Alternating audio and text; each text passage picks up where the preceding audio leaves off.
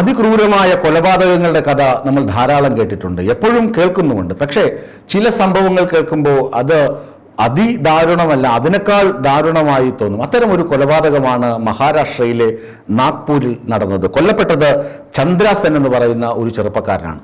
ചന്ദ്രാസെൻ ഒരു കിടപ്പ് രോഗിയായിരുന്നു. കിടപ്പ് രോഗിയെ എന്തിന് കൊല്ലണമെന്ന് ചോദിച്ചാൽ, ഇയാൾ നമ്മൾ കേട്ട് പരിചയിച്ചതുപോലെ ഏതെങ്കിലും ഗുണ്ടാ തലവനോ അല്ലെങ്കിൽ ഗാങ് ലീഡറോ ഒന്നുമല്ല. ഇയാളൊരു സാധാരണ കുടുംബനാഥന, ഒരു ഗൃഹനാഥനായിരുന്നു ചന്ദ്രാസെൻ എന്ന് പറയുന്ന ഈ ചെറുപ്പക്കാരൻ. അദ്ദേഹത്തിന് ഭാര്യയുണ്ട്. ഭാര്യയുടെ പേര് ദിശ എന്നാണ്. ദിശയ്ക്കും ചന്ദ്രാസെനും കൂടി 2 മക്കൾ, ഒരാൾക്ക് 6 വയസ്സ്, ഒരാൾക്ക് 2 വയസ്സ്. സന്തുഷ്ട കുടുംബം നയിക്കുന്നതിനിടയിൽ 2 വർഷം മുമ്പ്, 13 വർഷം മുമ്പാണ് ഇവരുടെ വിവാഹം കഴിഞ്ഞത് എന്നുകൂടി നമ്മൾ ഓർക്കണം.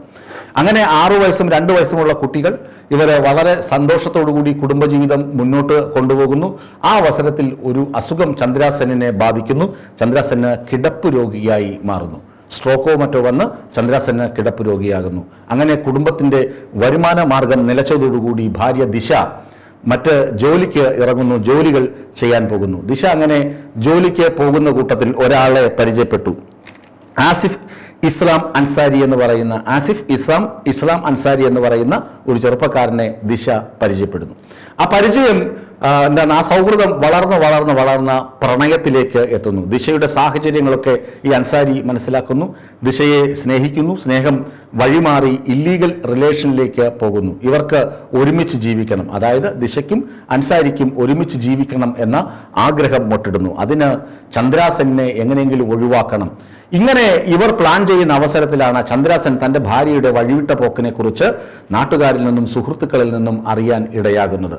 ചന്ദ്രാസെൻ കിടപ്പ് രോഗിയാണെങ്കിലും ഭർത്താവിൻ്റെ ആത്മാഭിമാനം ഒരു വലിയ കാര്യമാണല്ലോ. അദ്ദേഹം ഭാര്യ വീട്ടിൽ വന്നപ്പോൾ ചോദിച്ചു, നിന്നെക്കുറിച്ച് ഇങ്ങനെ ആളുകൾ പറയുന്നുണ്ട്, അത് ശരിയാണോ? അങ്ങനെ പോകുന്നത് ശരിയാണോ? മക്കൾ 2 പേരില്ലേ? ഞാൻ ഉടനെ കിടക്കയിൽ നിന്ന് എണീക്കുമല്ലോ. നിങ്ങൾ ഈ ഒരു അല്പകാലത്തേക്കുള്ള ചികിത്സ തീരുന്നത് വരെയുള്ള കഷ്ടപ്പാടല്ലേ ഉള്ളൂ എന്നൊക്കെ ചന്ദ്രാസെൻ പറഞ്ഞു നോക്കി. പക്ഷേ ദിശ എന്ന ഭാര്യയ്ക്ക് അതൊന്നും കേട്ടിട്ട് ചെവി കൊടുക്കാൻ പോലും തോന്നിയില്ല. അങ്ങനെ പൊരിഞ്ഞ കുടുംബ കലഹം അവിടെ ആരംഭിക്കുന്നു. ചന്ദ്രാസെന് ദിശയുടെ ശത്രുവായി മാറുന്നു. ദിശയെ ഇത്രയും കാലം, അതായത് കല്യാണം കഴിഞ്ഞ് 13 വർഷത്തോളമാകുന്നു, ആ വയ്യാതാകുന്നത് വരെ 11 വർഷത്തോളം വളരെ കൃത്യമായി കുടുംബകാര്യങ്ങൾ നോക്കിയിരുന്ന ചന്ദ്രാസെനാണ് അസുഖബാധിതനായി വീണുപോകുമ്പോൾ സ്വാഭാവികമായും ഭാര്യമാർ ജോലിക്ക് ഇറങ്ങാൻ നിർബന്ധിതരാകും. അങ്ങനെ ജോലിക്ക് പോകുന്ന കൂട്ടത്തിലാണ് ദിശ ആസിഫ് ഇസ്ലാം അൻസാരി എന്ന് പറയുന്ന ഒരാളെ പരിചയപ്പെടുന്നത്.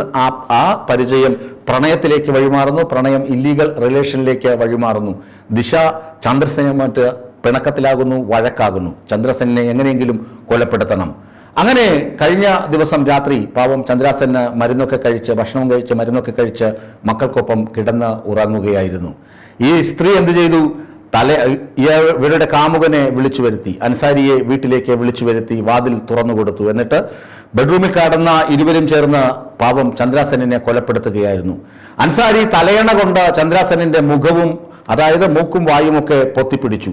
അപ്പോൾ കൈകാലിട്ട് അടിക്കാതിരിക്കാൻ വേണ്ടി തളർന്നു കിടക്കുന്ന ആ മനുഷ്യന്റെ കൈകൾ ആര് പിടിച്ചു വെച്ചു കൊടുത്തു? ദിശ എന്ന ഭാര്യ പിടിച്ചു വെച്ചു കൊടുത്തു. പാവം പിഞ്ചുമക്കൾ ഇതൊന്നും അറിയാതെ അവിടെ കിടന്ന് ഉറങ്ങുന്നുണ്ടായിരുന്നു. പിറ്റേന്ന് രാവിലെ അൻസാരി കൊലപാതകം നടത്തി അയാളുടെ പാട്ടിന് വീട്ടിൽ പോയി. പിറ്റേന്ന് രാവിലെ ദിശ വലിയ ഒച്ചയിൽ കരയുന്നുണ്ടായിരുന്നു. തൻ്റെ ഭർത്താവ് എണീക്കുന്നില്ല, കിടക്കയിൽ മരിച്ചു കിടക്കുന്നു എന്ന് പറഞ്ഞ് ആളെ കൂട്ടി.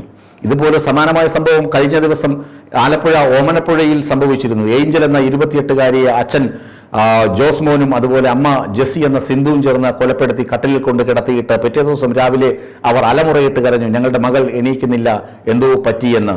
ഒടുവിൽ പോലീസ് എത്തി, നാഗ്പൂരിലും ആലപ്പുഴയിലും. ആലപ്പുഴത്തെ കാര്യം ഞാൻ മുമ്പ് പറഞ്ഞിട്ടുണ്ട്. നാഗ്പൂരിലെത്തിയ പോലീസ് ഈ മൃതദേഹം നേരെ ആശുപത്രിയിലേക്ക് മാറ്റി. പോസ്റ്റ്മോർട്ടം റിപ്പോർട്ടിൽ തെളിഞ്ഞു, ശ്വാസം മുട്ടിച്ചുള്ള കൊലപാതകമാണ്, ഹാർട്ട് അറ്റാക്ക് അല്ല. ശ്വാസം മുട്ടിച്ച് ഉള്ള മരണമാണ് എന്ന് പോസ്റ്റ്മോർട്ടം റിപ്പോർട്ടിലെ പ്രാഥമിക വിവരം ഫോറൻസിക് സർജൻ പോലീസിനെ അറിയിച്ചു. പോലീസ് ഇൻസ്പെക്ടർ നേരെ ദിശയെ കസ്റ്റഡിയിലെടുത്തു. ചോദ്യം ചോദിച്ചു. ആദ്യം ബബ്ബ എന്നൊക്കെ പറഞ്ഞു ദിശ.